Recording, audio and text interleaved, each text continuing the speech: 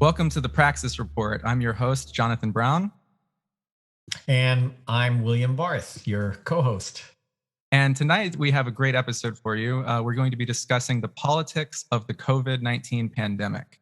As you all know, we are living in a brave new world where we are all suffering from a global pandemic related to the coronavirus. And so today we're going to be politicizing the virus. We're going to be talking about the politics, the economics, and the social implications of coronavirus.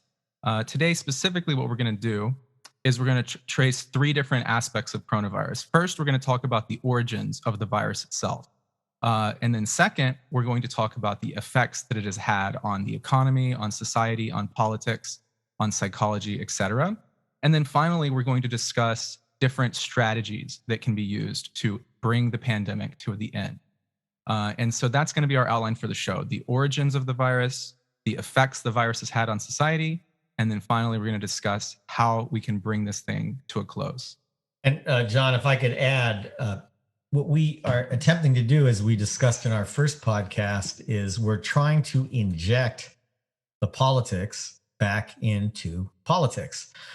And there is a politics surrounding the coronavirus. This is contrary to what you hear in the media, in the mainstream sort of media. You constantly hear discussions about how we have to take the politics out of the coronavirus. We're going to be doing the reverse. We're going to be putting the politics back into the coronavirus, because the coronavirus, like every other major social and economic question that we face in politics, are political questions, are fundamentally political questions. What happens when you take the politics out of it is you basically level the question to one of some kind of technical issue. Right. And you start bringing in experts. So, and you turn away from the very real politics of the struggle that average people have to undergo with issues like the coronavirus. Absolutely. So what we're going to do is, when you talk about looking at different approaches, is we're going to be discussing the different political approaches and why, at least in my view, the coronavirus is fundamentally a political question, first and foremost, even more than a medical question or a health related question. And again, so much of this debate often, in my view, degenerates into simply a medical question or a technical question or an expert question: how to treat the virus, how to prevent the virus, what's the best medicines for the virus, should we be what kind of strategies should we be using for the virus. These are all technical questions which evade the essential question, which is the politics of the coronavirus, and more broadly, as we hope to get into today, the politics of the state of health and healthcare in the United States of America today. And globally, yeah. And globally as well. Yeah. And this is a great segue to our first segment of this episode, which is the origin of the pandemic, the origin of COVID-19. Because, Will, exactly as you point out, coronavirus is often thought of as simply a natural phenomenon, just something that is existing as a sort of a product of nature. And that's why the question of politics is sort of removed from the discussion of the pandemic itself. And I think we can really go back all the way to the beginning of humanity and look at what the question of what a pandemic is, or what a virus is. And ultimately, the first human society, the first mode of production, if you will, was when human beings lived as hunter-gatherers. And during that time, the amount of pandemics, people, of course, still got sick, but the level of pandemics was very low. It was not until the dawn of class societies, with the invention of agriculture and the domestication of animals and crops, that we really first began to see widespread pandemics that ripped through entire societies and wiped out hundreds of thousands and millions of people. And so it is very much connected. These viruses are very much connected to the way that our human social organization intersects and interacts with the natural world of animals and plants and the biological sphere. And that's something that has only grown more and more since the dawn of capitalism and industrialization. So specifically related to COVID, the type of virus that it is a virus called that is part of zoonosis, which is where a virus jumps from an animal species to a human. And those kind of viruses have been increasing in their frequency over the last several decades and centuries as a result of increased human industrialization that pushes us further and further into contact with different species of animals. So, SARS, the Ebola virus, there are a lot of precursors, even in the last 20 years, to the COVID pandemic. But it's important for us to realize that even the virus itself is a product not purely of nature, but a product of human imposition upon nature, and specifically class society and capitalist societies imposition and industrialization of the natural world. Yeah, John, thank you for that. That was just brilliant, a brilliant overview. I think you're spot on in how you phrase the origins of the question. I would only add to that, and again, this is something we might want to discuss further, that in a sense, are we looking, given your presentation of how this is sort of a consequence of industrialization and globalization and how man and, or rather humanity and nature relate to one another. Are we looking at these pandemics as sort of a consequence of global warming, just the whole question of planetary warming, looking at not only things like severe storms and tornadoes and tsunamis and volcanoes and this sort of thing, but also looking at things like pandemics as we sort of transgress on the natural world and destroy forests and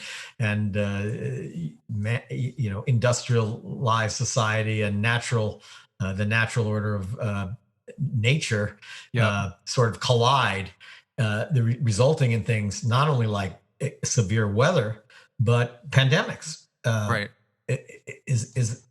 Can we be looking at absolutely the pandemic as a byproduct of planetary warming? Absolutely. I think absolutely it's all connected to the same issues. And the big debate politically about the origin of the pandemic is the things that we just said about how the virus is a product of human industrialization encroaching on the environment is actually disputed, of course, by many people in the West, because their view is that the virus is not of natural origin at all, and that it is not a product of zoonosis from animal species to humans, but in their view, the virus was engineered in a lab in China, in Wuhan, China, for a sort of nefarious purpose of biological warfare of some sort. And this idea was famously trumpeted by Donald Trump during his phrase of calling it China virus instead of coronavirus. But it wasn't just the far right who was mouthing this conspiracy. One famous example is the liberal comedian Jon Stewart went on national television recently and promoted the China created the virus in a lab conspiracy theory. So this is becoming a major tool in the kind of arsenal that Western imperialist powers have to use against China, because the virus's origin is being disputed. Even though, of course, the vast majority of scientists and most all of the research that I've seen on this question, by looking at the makeup of the virus and its similarity to other forms of the coronavirus, most of all the scientists have said this virus's origin is natural. It's not something that was just engineered in a lab. But we still have this idea that's being proliferated by segments of our society that it's a virus that was manufactured by China. And that will therefore be used for political purposes to blame China, which has two purposes. One, it leads to increased hate crimes and violence and scapegoating against Asian Americans and Asian citizens throughout the rest of the world. But also it's a geopolitical purpose that the United States and other Western imperialist powers can use this as a cudgel to beat over the head of China, which, of course, as we know, the United States is primarily kind of pushing a new Cold War against China. So this can become one more weapon to use against them. Well, again, that's a sort of a brilliant overview, and what's convenient about what you've described is that it takes the political attention and the political focus away, as we just discussed, from global warming, from planetary warming, Yeah. and the whole question of the threat that global warming presents to humanity, and instead refocuses political attention on a war or a Cold War or hostility towards the People's Republic of China. Absolutely. And I guess we could talk about the next big subject matter for today, which is the impact of the coronavirus, the effects, both political, economic, as well as social and psychological effects that the coronavirus has had on society as a whole. So one of the first things we could talk about is the health impact, because obviously this is a virus. So the most immediate concern that people often have is the physical and health related issues. So the masses of people who have died from coronavirus globally, millions of people have died, and millions more have been infected by the virus itself. And locally within the United States, at this point, around 850 million people have died from the. That's 850. 850,000 people have died. But we are approaching the million mark rapidly. Right, which is a horrific number, and it's also exposed kind of the limitations, if you will, of the privatized healthcare system that we have in the United States, because the hospitals were not equipped to deal with the amount of sick people that were coming into the ICUs, and there was massive wait times, overflow of people into the hospitals that were being turned away, nurses and doctors and healthcare workers who are being infected by the virus, and then they get sick. And this is leading to a massive crisis that is just really ripping up at the seams the healthcare system as a whole. And we have to also remember, this is a healthcare system where tens of millions of people do not have any form of insurance. So it's not something that is conducive to protecting a population from a deadly pandemic. Yeah, I just wanted to kind of I want to really focus on this, John, and return though to this idea of global warming and planetary warming, because when you begin to look at these questions, planetary warming, severe storms, and temperature emergencies, and so forth, and look at related issues that we just talked about, like the Cold War and the threat of thermonuclear war, which were much more prevalent during the 1960s than we are today. We don't talk much about the threat of thermonuclear war. Yeah. And now you've talked about the death scourge from the pandemic, where you're talking millions of people globally. I think it's something like 5 million. So we're rapidly approaching a death toll that begins to look like a world war, like World War I. So what these three things, global warming, thermonuclear war, and the pandemic, have in common is like they're sort of extinction level events. I mean, they're events that actually threaten human survival itself, and that's important in and of itself. What particularly strikes me about the death scourge of the pandemic is the United States' position with regard to the mortality risk and death rates from the coronavirus. The United States leads just about every country in the world in coronavirus death. Yep. We're We're number approaching the 1 one. million mark. So the United States really leads the world in coronavirus death. Now, the difficulty is, and this is where politics really, I think, comes into play, is what's the reason for this? Why is this taking place? Why is the United States so much more affected by death from coronavirus than virtually every other country in the world? And Right. this is, I think, a political question. And I think this goes to what you alluded to.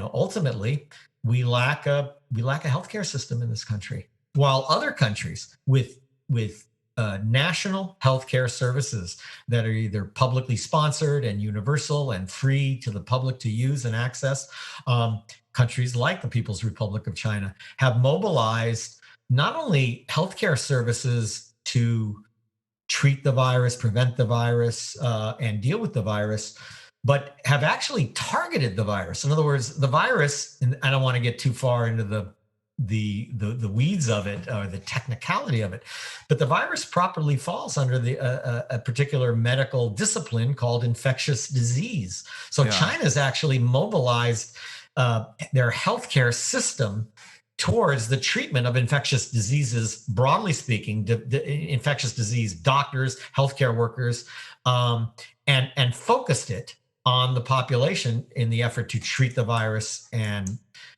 prevent the virus. Right, and I want to definitely pick up on what you said about China, because as we just mentioned a few minutes ago, China is the target of a lot of smear campaigns and conspiracy theories about the origin of the coronavirus. But at the same time, if we compare China's death toll from COVID to the United States, what we see is that China has somewhere around 5,000 total deaths from coronavirus during the entire pandemic. And this is a society with over 1 billion people, whereas the United States has a much smaller overall population, but we have 850,000 deaths. So the reasons for that we will get into a little bit later on, but exactly as you said, Will, this is a political question about a sort of privatized capitalist healthcare system versus a more public health approach to the virus, and that's the key issue. That's right. And I wanted to pick up on another thing you said earlier. You compared the death toll, the global death toll, to a World War level event. And that's something that's very interesting, because if we look back, for example, at World War II, the United States and the Soviet Union mobilized their entire societies, their entire economies, to stop the threat of the Nazis. But if you look at the governmental response in the United States to the coronavirus, it's been nothing really, right? Like there hasn't been this massive level of buildup of investing trillions of dollars into the healthcare system and building hospitals and emergency free test kits for everybody, it's a complete like, hey, you're on your own. And that's a very stark contrast to the approach that was taken during the Second World War to fight that threat. That's right. The idea of mobilizing, of treating the question almost like a war, a mobilizing war event that threatens, humanity's or the species. What do they call it? A species extinction level event or a event. species threatening event, and mobilizing as if you're at war to stop it. But however, this is in stark contrast to what countries like the People's Republic of China are doing. They are mobilizing the entire society, not only to treat the virus or try to prevent it, they're trying to kill it. In other words, the Chinese approach, the People's Republic of China's approach, is an approach called zero tolerance. In other words, they are literally attempting to eradicate the virus. COVID, full stop. Yeah. By the way, our listeners will probably say, "Well, you can't believe China. China lies," and but we've done some fairly good research now, which shows that the statistics that we're using in terms of coronavirus death, not only from China but from countries like Japan, Germany, China, Vietnam, Denmark, South Korea, Norway. Yeah. these are statistics put forward not by the People's Republic of China, but by the World Health Organization, by Johns Hopkins universities, and so forth.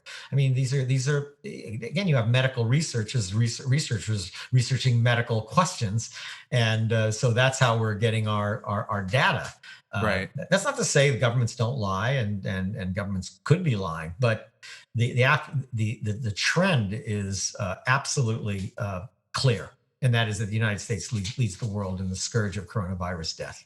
Absolutely. Well, and we can talk about another aspect of the pandemic's impact on the population, which is not necessarily the medical and death rate, but the social costs.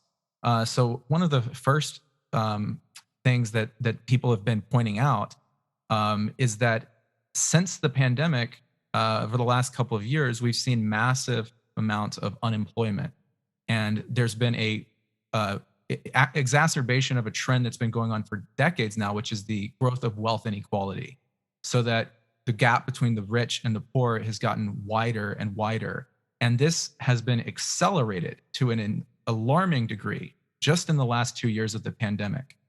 So, for example, I believe it was in 2020 that the government passed the CARES Act, which was like kind of emergency funding that invested into pandemic relief. It gave some meager amount to the working class, and it gave some to small businesses. But the vast majority of this money was spent to bail out major corporations, big businesses, and millionaires and billionaires.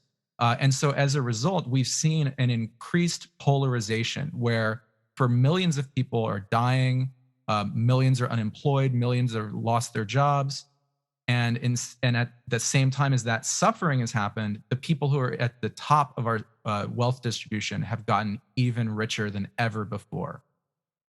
Right. So that's right. This is how the politics of the coronavirus plays out within the sort of the framework of the social and economic relations that exist in the United States. We have income and wealth inequality.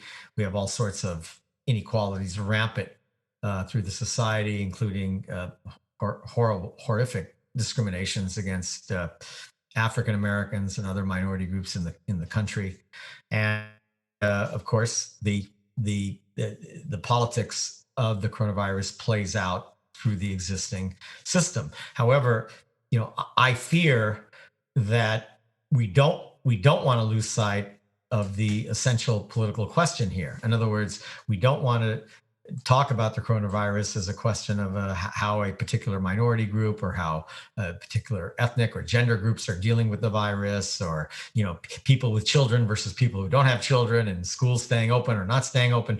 We really want to focus, I think, on this question that you talked about earlier, this idea of mobilizing for a war, and showing that at the core of it is this lack of a universal free medical healthcare system that can help a lack of like a public health response, a lack of a comprehensive public health response, and this plays out in the United States, as you point out, because we privatize everything in this country, and we treat, and what is essentially sort of happening is we're privatizing the coronavirus. We're turning it into sort of a market-based problem that the market will deal with as it does.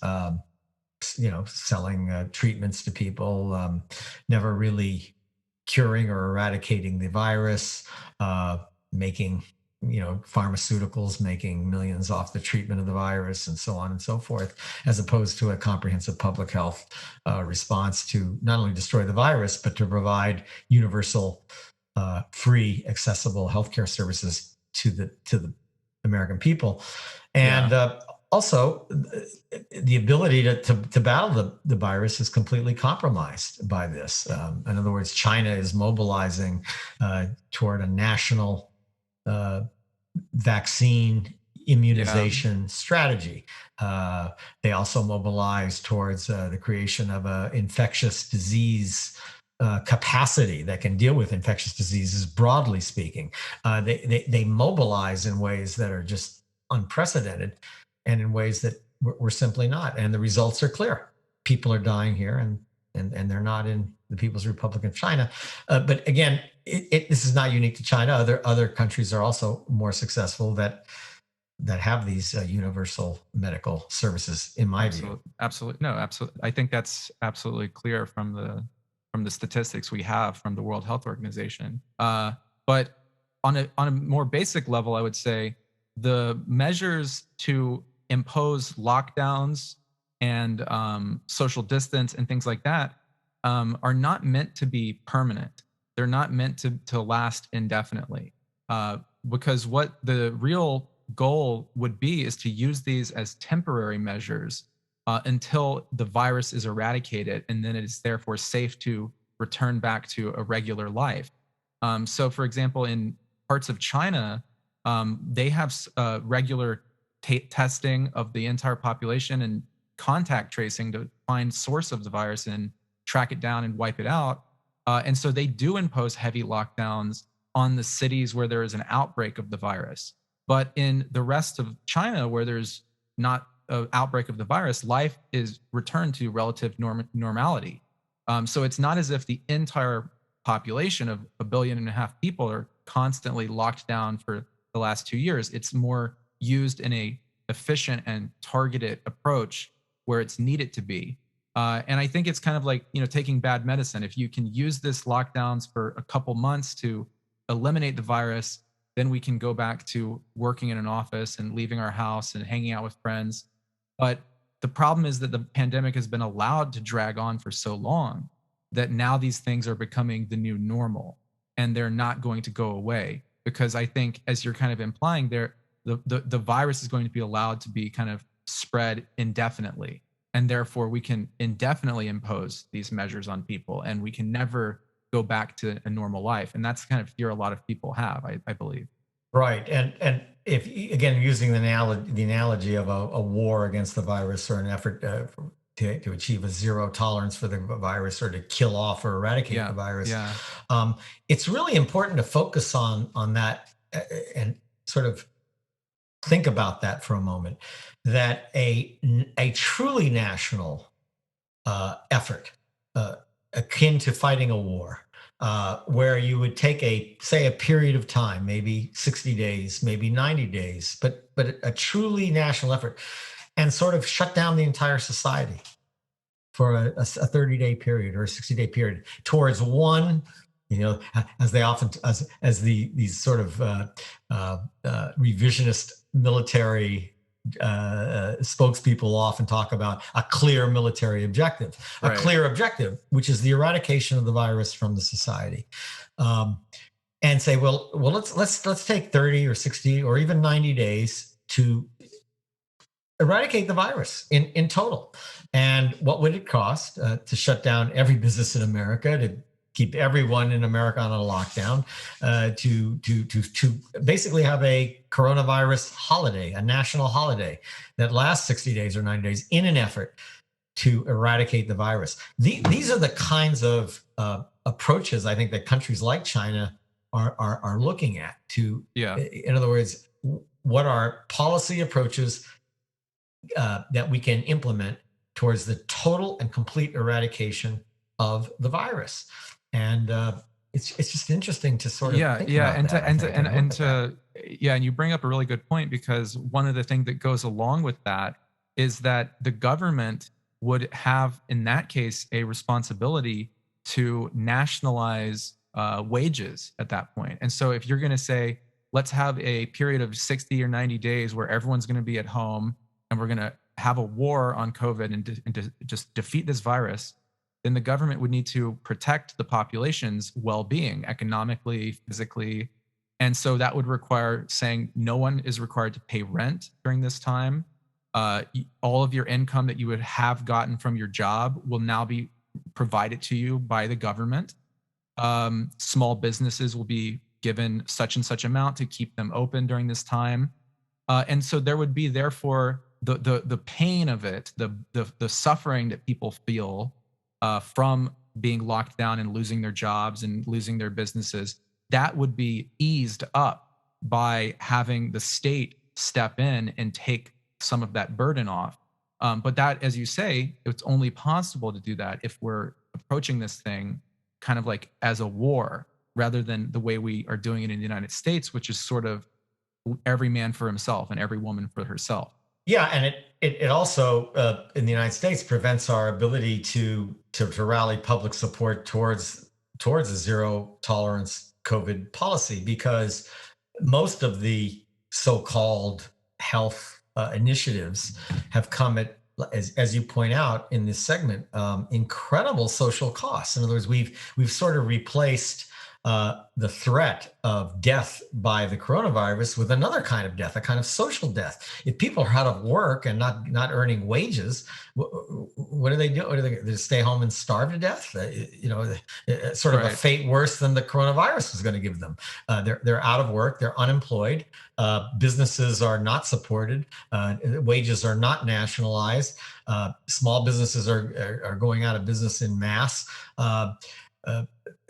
So a sort of you're replacing. You're on your own, basically. Just hey, bye. You're on your own. And you're replacing the threat of death by coronavirus with a threat of death by social economic death, and absolutely. And so this, more than anything, I think, really hurts the ability to mobilize public health initiatives, because people look at this, both workers, business owners, and corporations look at this and say, no, let's just live with the coronavirus and keep everything over. At least we're not going to drop dead from being unemployed, having businesses go out of business, and just total economic sort of disaster. Yeah, and I think it's so important that you bring that up, because we really do need to talk about this sort of libertarian and even segments of the Green Party left have a sort of united around this idea of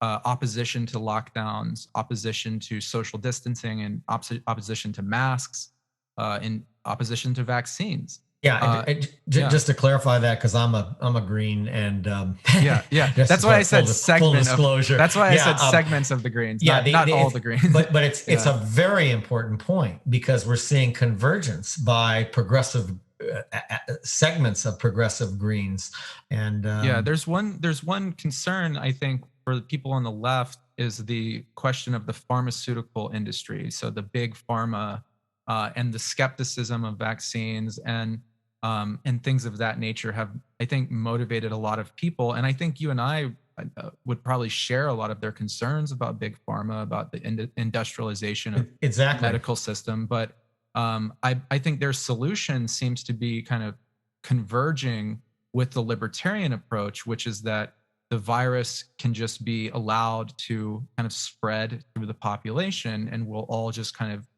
get the virus, and everyone eventually will get immunity to it. And I think that their approach, therefore, even if their concerns are valid about the pharmaceutical industry, their solutions and their ideas about it are heading in the wrong direction. Exactly. And by the way, we haven't gotten into the other question, which is from the international perspective of combating the virus, and the tremendous inequality between third world countries, for lack of a better way of describing it, states in Africa and Asia, parts of Asia, lacking vaccines, lacking the ability to combat the virus. Those countries don't have an anti-vax sentiment. They have the reverse problem, where they can't get the vaccine, and people are desperate for it. And that's wealthier industrial countries don't provide it. Yeah, that's something that's very important. I think in Marxist circles, they use the term vaccine apartheid or vaccine imperialism to discuss that issue, because what the idea is that the wealthy, advanced industrial capitalist nations have developed these vaccines through these pharmaceutical industries, but they do not distribute I should say they privatize the patent on the vaccines, so that they're not sharing the patent of the vaccine to other countries, so that those countries are therefore denied the medical research, the technological know-how of how to build vaccines, and on top of that, even just distributing vaccines around the world to countries that are in need of them. So it's really fallen on Cuba, China, and other countries like that who are picking up the slack and trying to distribute and share their knowledge of vaccines because America and other, Western countries are hoarding them. Correct. Correct. That's exactly what's taking place, and it's uh, another revealing another aspect of the politics of this thing, and the need to create a sort of a proper political response to the question. Right, exactly. Well, that's a good point to talk about the last segment. So we talked about the origin of the virus. We talked about the impact it's had on society. Now we can talk a little bit about what are the solutions to the virus. And essentially, there are three solutions that are talked about by policymakers. The first one is herd immunity, which is exemplified by a report called the Great Barrington Declaration. And this is also an idea that's put forth by what you would say like the right wing libertarian free market approach, which would simply be to allow the virus to spread unchecked through the population until enough people get the virus to develop a sort of natural immunity to it. Of course, the downside, as we see from the already existing death tolls, is that this would cause unimaginable number of casualties to reach that level. So the second approach that comes in is one that's used more commonly by neoliberals and Democrats, and that is the mitigation strategy, which is, again, still the goal in this case is to reach herd immunity. But the way of doing it is not to just allow the virus to rip through the population unchecked, but is to use like social distancing, masks, vaccines, lockdowns, so that you can protect segments of the population until the virus becomes endemic and is therefore just naturally circulating and universal among the population. And then third, the final approach is the one taken by the People's Republic of China, which is the Eradication Strategy, which is to achieve a zero tolerance for COVID so that the virus can be gone to war with. We find the origins of the virus when it appears, we stamp it out, we prevent it from spreading until the virus is completely gone. And so those are really the three major policy options. We have herd immunity, mitigation, and elimination. Yes, that's right. Those are the three options, and the herd immunity option has a sort of attraction because I think people, the general sort of initial response off the top of your head is, well, you can't stop this thing. You go outside, it's in the air, it's airborne. You just breathe it. It's floating around in the air. So why don't we just let everyone get infected? And I guess and then we have some treatments for the disease now for those who can afford to see a doctor. Right. Again, 30 million Americans have no health insurance. So, I mean, unless they can, come up with the cash to go see a doctor, they can't. And again, another 30, 40 million Americans have insurance, but are underinsured. So will their insurance cover, various kinds of treatments available currently for the virus? And there are new treatments coming out. Some are very expensive. I think the new pill is very expensive. But in terms, and I don't mean to go too far afield, and I want to keep you focused on these three options.